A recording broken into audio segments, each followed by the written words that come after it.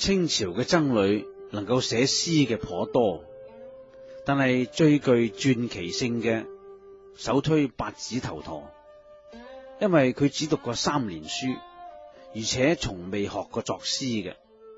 但係佢所隨口吟詠出嚟嘅詩，首首都係文辭雋永、意境深遠、禪意洋溢、親切感人嘅。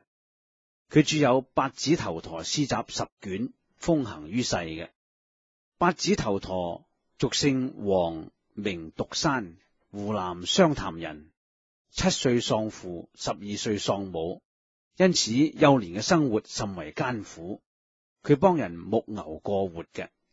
喺16歲嗰年，有一次春天，佢正在山坡牧牛，睇見山上嘅桃花盛開，燦爛奪目。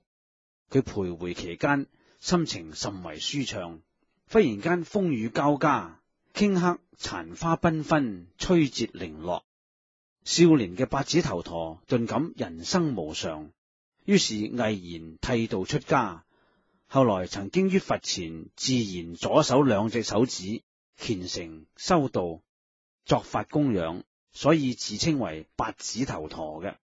八指頭陀本來係不善於作詩，佢喺岐山仁端寺任行唐僧嘅時候，有一日見一隻病狗走入寺內，飢困求食，佢發起憐憫心，於是收養咗呢隻狗，養喺寺內啦。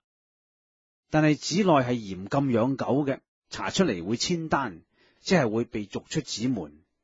有一日，方丈和尚巡視寮房，八指頭陀恐怕養狗呢一件事俾方丈發覺，即時佢就將狗驅走，而且立刻將飼養狗嘅殘羹剩飯吞食而盡。後來佢翻寮房，吐嘔不已，經過一夜，起床之後，竟然間心境朗然，智慧頓開，世間嘅文字，以前唔明嘅經句，動然通曉。從此之後，佢就可以開口成詩啦。好似有一首雪後尋梅嘅詩，係佢不需推敲、不加思維，隨口誦出嚟嘅5言詩。積雪號初晴，探尋策象行。寒衣古案發，靜覺暗香生。秀影扶煙立，清光背月明。無人契孤結，一笑自含情。八指頭陀喜歡梅花，佢有一首5言律詩《詠梅》係咁寫嘅：人間春似海，寂寞愛山家。孤餘淡相倚，高枝寒更花。本來無色相，何處着橫斜？